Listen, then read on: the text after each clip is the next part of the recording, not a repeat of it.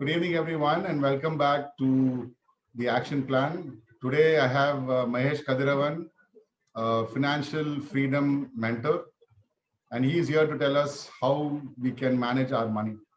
I'm sure all of us are interested in knowing this very difficult part of our lives. I think we find it easier to earn money than to manage our money. So, Mahesh is going to tell us how to do this. Good evening, Mahesh. How are you? Good evening, Grenville. Thank you so much for inviting me, and it's really feel amazing again coming back to your platform and to talk about this favorite topic of auto management. Great. So Mahesh, I mean, just tell me, how do I manage my money?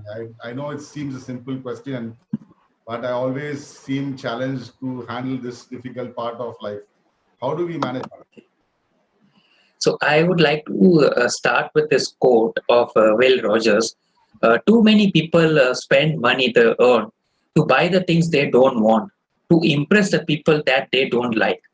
So this is apt quote for every person out this world because we always try to impress other people because we try to buy things we don't want just to impress our neighbor, saying that there are a lot of money are there. I need to show off.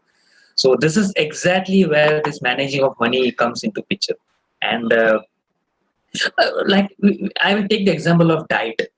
Have you noticed that managing money and feeling of diet is already correlated there? We know there is a challenge of knowing what method will work for you, but more significantly, what method will bring a long-term, sustainable, satisfaction lifestyle change for you. So, like diets, we always have abundance of available information, like from books, online resources, print articles, radios, TV, everything is there. But still, it's no brainer that we effectively lose weight and counselors also they help you. But then why it is hard to lose weight? At the same way, I'm asking the same question: why it's hard to manage the money? So it's related to the current pace of the lives. I don't think so. It is actually the obstacles which we as a human, as a person, we already created for ourselves. It's not in nature or the other the external forces. Only the human ourselves we have created these obstacles. So one thing is that choice overload. We have so many of choices. For basic sandwich we can take. In West sandwich also paneer sandwich, cheese sandwich, a lot of sandwiches are there. But when same way we compare with money, should we pay off the debt or put more money in savings, buy an no load factor of mutual fund, or which mutual fund will this cell phone will offer me good plan? Believe it or not, there's actually a lot of time is there, but choices are limited. So this is actually choice overloaded one thing.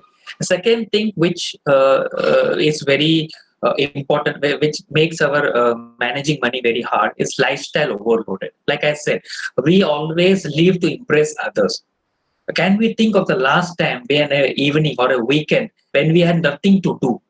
If you are like many people, like our life is already filled with our family, our work, our community, playing with our kids, doing lot of laundry, catching up on emails, or take out children to play and everything, preparing for your daughter's trip to college and everything. But when you do queues in the time to manual electronic pay the bills, do you have that time? Do you research major financial decisions which has happened? Like recent Lakshmi Vilas Bank got into monetary. RBI has given only 25,000 rupees. Where we are comparing the prices, or like today we have Black Friday deals. Are we comparing the prices or just buying like I blindly and we buy the softwares or anything which is offered in the Black Friday deals? We need to evaluate our spendings. We need to prioritize our financial needs or take the time to discuss financial matters. Do we have time? No, because lifestyle overloaded. Because of this lifestyle, we are not giving enough time to manage the money. So this is again a second obstacle of managing the money. Third thing is that media overloaded. For example, would our 12-year children will always really care of shopping at mall or some big shopping complex or everything? If that child is not reading some magazines or some WhatsApp messages or so they want to dress up like some big superstars or anything. Still, would have we brought up some computers? If we're told that someone were told that Dell computer is a very good computer, you go for that brand only. Don't go for another brand, because the media is getting hype. Media is giving lot of advertisement. You're seeing in Facebook, you're clicking one advertisement, then Facebook is taking that into account and showing you a lot of money again and again and again, and then your mindset come into picture, and then you buy that computer. Although you don't need that computer, that high-end computer, because you need a basic computer, but still you buy that high-end computer.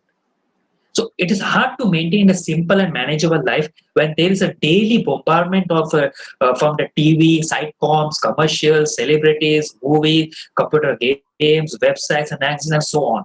To feel trendy, we notice how to dress, style our hair, feed our pets, furnish our homes, travel, play, as well as how to invest our money. Even the gym is no longer a neutral territory. Once you caught up with the latest fashion magazine on our 30-minute treadmill workout, you realize that you're thinking you have to just put that new kind of dress, or some ladies may think that they need to put that kind of lipstick, or some uh, gents will think that we need to put that kind of t-shirts which Hrithik Roshan or which Shah Rukh Khan is, or Salman Khan is putting there. But this actually, the cost of this media overload can be a financially and as well as emotionally drain on your life, because you are living the life of another person. So these are the three main obstacles which is making your money managing very hard. I mean, I think the points you said are very relevant, Manish. As you said, I mean, talking about food, I'm a big fat guy who's after food, and as difficult as it is to control your food, I think spending is another thing that it's very difficult to control how you spend and what you spend it on. I think the important part is not about spending. I think we earn to spend the money, but I think it's about managing how you have your expenses versus your income, which is what balances your financial output. Am I right? Right, right. You nailed the point. You correctly hit the bullseye, because we need to understand the importance of the need and want. What exactly is our need and what exactly is our want? Say, for example, if you want to buy a Mercedes car, is that today need of our, is our children are not enjoying the life, or they want they're enjoying the life? Is our wife is asking, or if our husband is asking, there is a need for Mercedes Benz? No. Now, if that person is thinking it's a need, then okay, he can buy that. But if it is a want, he can postpone it till that you can save that money, and then you buy that car or anything what you want, lifestyle according to your lifestyle needs. That's where your managing of money comes into picture. If you can manage that, if you can postpone that want, then you are better money manager on your personal finance. I think that's the perfect thing you said, Mahesh. It's the need versus the want. Even with my children, when they come to me for buying something, this is what I ask them. Can you do without this for another month? If Right. you can do without it for another month, it's not something you need. It's just something you want. So there's no end to wanting, right? I could want a Boeing 747 sitting there for me to fly around the world when I don't even leave my house in the COVID situation. So it's as absurd as the needs that we could come up with, correct? But as you Right. said, the COVID is a good example. Okay, when I remember before, we were going to the malls, we were buying clothes, we were going and eating in fancy restaurants. When COVID came, we were worried about what provisions we have at home, how much of atta is there, how much of vegetables we have. We came down to the bare necessities of life to survive. I think that became a big critical factor compared to saying where are we going to eat out. And we don't buy food. Last 6 months, we have not bought food out in my house. The reason Oh, is that we are scared that we could get infected, right? But the real right. check is that you don't need to always eat out. You can economize by cooking at home and eating good food and healthy food also at home than going and splurging outside for things that is just something you like to have. So I think you are absolutely right in what you said is that I think we have to focus on what are our needs and the bare necessities of what we want. That we need to make sure that these are the things that we are going to have to sustain ourselves. And then, as you said, plan for things that you would like to have. It's nothing wrong in dreaming big, right? That's Right. how Right. everybody is grown in their life. So dreaming big is not a bad thing.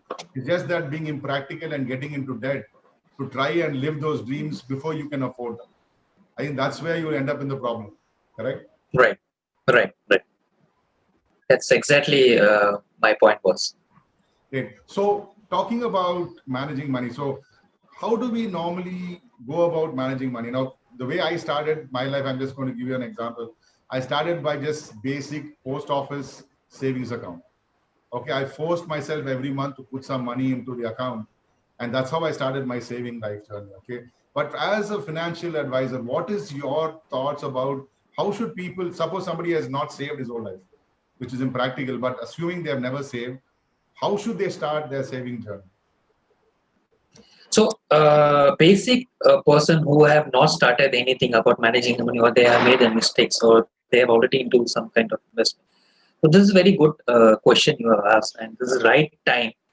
So, I would like to share with you all. There's 11 steps which I personally implemented in my life, and it's a very simple steps. There is nothing rocket science we need to do, or we need to go to study a lot and everything. Nothing like that. It's very simple steps which you can do, and you can just implement in your life one by steps. You can do like every drop makes an ocean. So you can implement one by step and see the result and get on that, and then you can be a better manager. So the first step is that create a budget. The first thing first, creating a budget is very important. If you haven't already done, you need to do. For example, our windshields wipers are necessary in the rain. Trust me, you need one. When you drive a car, when you don't have windshields, how can you see in front of what is coming in front of you? So like that, budget is very important in your personal finance. Creating and sticking to budget is another little tough one, but I assure you that it will pay off in the end if you're sticking to your budget and creating the budget. And I am not saying that create budget with you. You go to in one room and close all the doors and everything. You will just write or no. Come with your family, be like a grand, because in Indians I have seen that a lot of people don't disclose about their finances, even with their wife, even with their husbands, with their children's grandparents and parents also. Now this is very important now that lifestyle has changed a lot. Many things have changed with respect to the Indian lifestyle, Indian citizen lifestyle.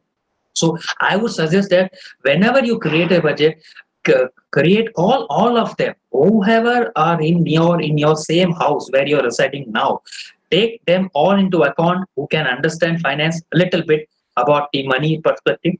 Take them in account and ask them and sit with them and create a budget, because that's where exactly the magic lies. Because you might be thinking from a one perspective, but the other person will come and brainstorm with you, and you may realize that thing, if you not have budgeted, then would have been cost you dent in your pocket. So now you intervene at this time. I mean, I just wanted to add a point here. I mean, I think Yeah. budget that you said is, I think, paramount to having you at least having an idea where you're going about with your finances. I think you're absolutely right. Just to give an example, in my house, I was the one doing the whole budgeting for the family. Okay, but since I've come back to India in 2019, I've involved my younger son, who has a very good acumen for managing his finances. Okay, and he has come up with so many ideas. I mean, you never believe that your son, you always think, oh, what do they know? I mean, these guys are making us spend all the money, but they are also equally conscious. If you involve them, the inputs they give you is something that you can really utilize on a day-to-day. So absolutely, just want to second the point you were making. Yeah. Please go ahead. Yeah, that's very good point, because I also sit with my wife, and when I discussed with her, then she really told me that, okay, Mahesh, these are the things which you never thought of. Maybe these are the things I am managing, and probably you might have not included in your budget. And this is very important, like you said. Your son is right now in teenage, so he better knows what is happening in the world, which you might be not be aware of. And when he shares your input, you might be thinking a different perspective, and that will save a lot of money, and you be a better money manager with all your family members, and they will also help you to become a better money manager in your life. Absolutely. Now, second thing is that we need to understand your expenses.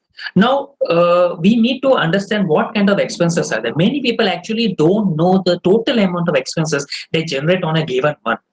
So this is a problem, but there's an easy solution also for that. For 1 month, you can keep track of all your expenses. Say, for example, now this is 27th of November. So now only 3 days are there to go to end this month. So this is the best time. Sit on 1st of December. Take all your stock of what has happened in the month of November. What all expenses, small or big or anything. Even if you buy a newspaper, that's also an expenses. Right. So you record that You keep a track of that. Take all your receipts of groceries, restaurant bills, utilities, etc. What look at your bank statement if you are doing online transactions. Look at your Google Pay statement. Add up all in your expenses, and remember to keep track of all your expenses paid by cash also. Because now that due to pandemic we are not paying so much by cash, but still if you're paying by rickshaw or by going to bus or everything, and you're paying by cash also, to keep a track of that also, as well as your credit card statement also. The idea is that just to have a brief, what are the variable expenses and what are the fixed expenses. There's a recurring expenses and what is the fixed expenses.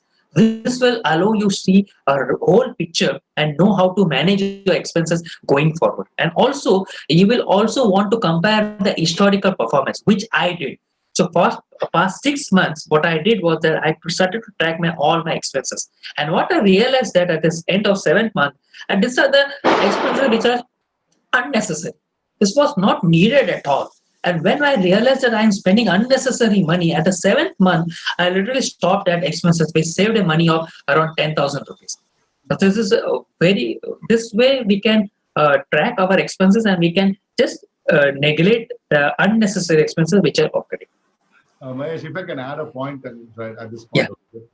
Similar to what you said, my experience as well. Okay, when I was out of India, my wife was managing all the money, and she's not the best of finance managers. Ladies are, right. But when I came back, I was a bit surprised that we had a very big budget for an average expense per month. Okay, I just took the average of the whole year and tried to break it down on the bigger head. So much for grocery, so much for each of the expenses. Okay, and we just started measuring. The first few months, I told them every expense, every penny you spend, just tell me. And there are so many apps on the phone. I use an app called Money Manager, and we just started Right. entering all the expenses on different heads. And you will not believe today we are spending 25,000 less than what we were spending 1 year back. Okay, This is a great achievement. cost of living has gone up in COVID. All the essentials are more expensive. Okay, we are more at home, so we are paying higher electricity than we were paying before. Even then, our overall cost has come down by 25,000 in this year compared to last year. So I absolutely agree with you. I think you have to start by first measuring it, and then you will know Right. what to cut off and what not to cut off. I think you don't start off by saying, oh, I need to reduce my cost by so much. You may not be able to. There may be a genuine reason why you need to spend. But there are Right. ways you can really take off the unnecessary expenses. But if you don't even know, you're just taking a bundle of money and spending it every day, you will never know that how much you're spending on. So And so this is very hats off you, because Grenville, because you have done a fabulous job, because 25,000 is a very big amount. And imagine a person losing a job and he's able to save 25,000 even in troubled times in this doing pandemic time. It's really commendable job, because if that kind of person, if you see and he saves 25,000, say for 3 months or 4 months also, he can at least save around 1 lakh rupees, and maybe he can support his family. So this is very good thing, Grenville. This is very good. Second is that we need to understand our income. So that there is a difference between income and expenses. Most people know their full monthly income, but they have less knowledge of their full monthly expenses. Now the point is that we need to figure our total expenses and subtract that from our total income for that month in the question. Now the result will be that if you end up with a negative number, that means you're spending more than you are earning. Now action: reduce your spending and expenses until the total reaches zero. Simple. Now, if you end with a positive number, it's very good. High five to you. Put a hand to your back and say that you have done a fabulous job. You have spent less than what you earn. Action to take. There's an action to this also. You could increase your debt payments or increase your savings. Well, what I mean by that, if you're having any debt, you can just divert this savings to reduce that debt. Or if you don't have any debt, you can just divert this to your investments or savings. Now, once you understand your expenses and income and have a firm understanding of the money coming in your life and coming out of your life, it's time to take another steps to better manage your money. Great. Now, again, Mahesh, the things you are saying sound so simple, right? But actually, they are so Right. difficult to follow, right? I mean, balancing your income and expense is something that you should normally do, right? But it's something we never do. We never do evaluate and say how much is the income and how much is the expense. There's a saying, camel.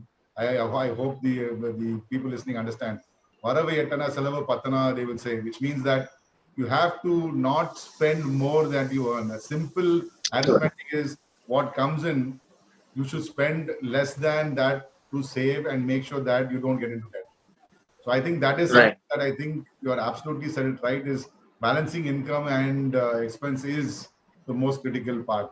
So Mahesh, Right. let's stop it here. I mean, I can listen to you all night, but let's keep our sessions to half an hour as we've agreed. There are some Q&As of people online. Can I read out the question? Maybe you can answer that. Yeah. Sure. Sure. So Captain Subu has asked, there are many money schemes floating in even branded banks. And how do you identify what schemes are ideal for us? The marketing guy in the bank guides or misguided. How to overcome this strategy? Okay, this is a very good question asked by Captain Subu. Thank you for that. So, what I would address in this way, see, first of all, if you have any financial knowledge, so you can, like I said, you can just go to internet, get all the details of that particular schemes. What are advantages they are providing? What are the loopholes they are there? Now, if you're not able to understand the financial jargons and everything, and the managers, like you said, they will always try to motivate you from the sales perspective. Take the help of a financial advisor, financial expert, who is expert in that, because they are the guys who will give you the third person view. They will be giving you a helicopter view, and they will be giving you a different perspective of that particular schemes, whether it is good for you, whether it's not bad for you, or how you can manage that particular schemes and everything. Because if you take that advice and then you act upon, then probably you're in a better position to make your decision whether it's a good or bad. Great. I think that is sound advice, Mahesh. And I hope, Captain, we've answered your question. Please do post additional questions in this session or even in our recording that we will be posting on social media. Mahesh will definitely get back to you with the answers, and I will forward them to you, Mahesh, so you can get Sure. back to the viewers with the answers. We will be coming back with another session next week. We will continue with Mahesh. We are trying to keep these sessions to half an hour sessions every week so that it's not too much of time to spend on this topic, because this is a very vast topic and a topic that is very close to our lives and to our hearts. I think all of us are at some time in life face this challenge of how to manage our finances. And I think, Mahesh, thank you so much for sharing your valuable thoughts in this so that we make sure that we are able to manage our finances better. 1 minute. Another person called CK Praveen is asking, in connection to Captain's question, the bank always asks for SIP. What is that? I have no clue, but you have to, maybe you understand the question. So actually, SIP is the short form for systematic investment planning. Oh, So that's a okay. part of mutual fund.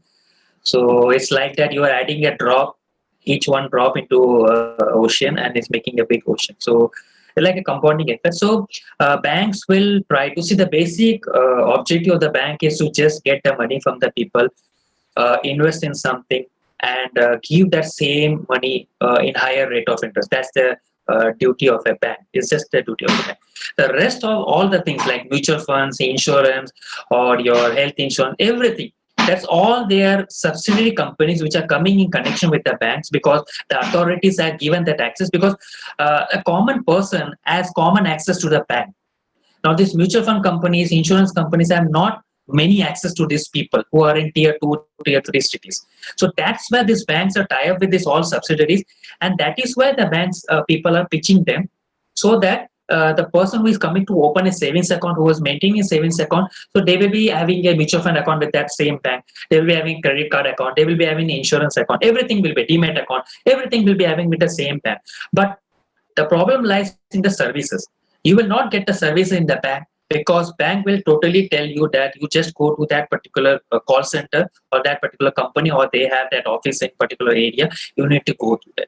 So I would advise, as a financial advisor, don't buy anything other than banks related products which are standalone bank is only managing.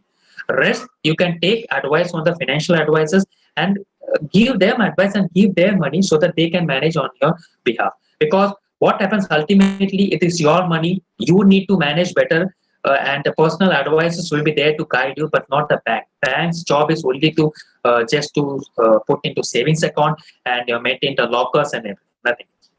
Hope that answers your question. I hope that answers your question, Praveen. And we'll be glad to answer any other questions. If anybody else who's online would like to ask any of them to Mahesh.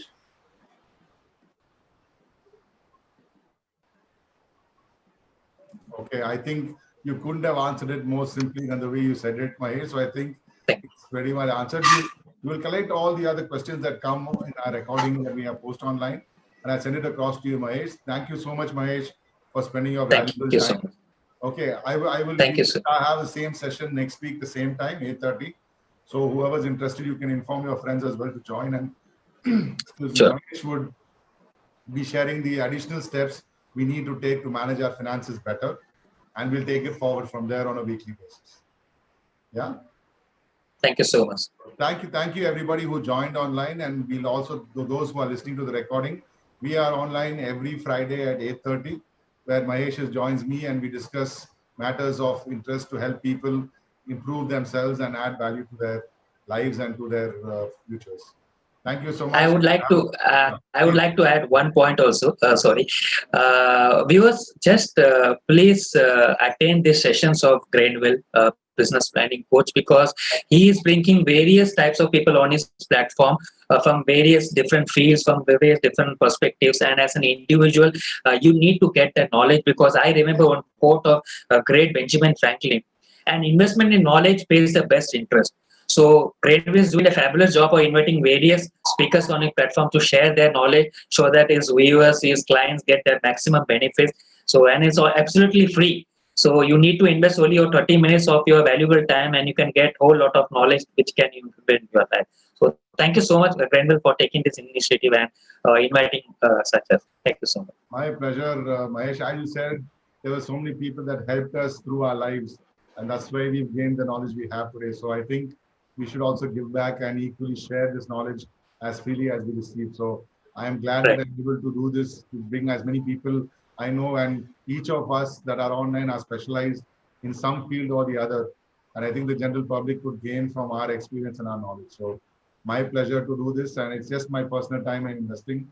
So no other investment except that and the internet that I do. So thanks Mahesh for those comments. Thank you next week, and we'll catch up with everybody. So have a good night and stay safe in this COVID time. Good night, everyone. Good night. Good night. Good night.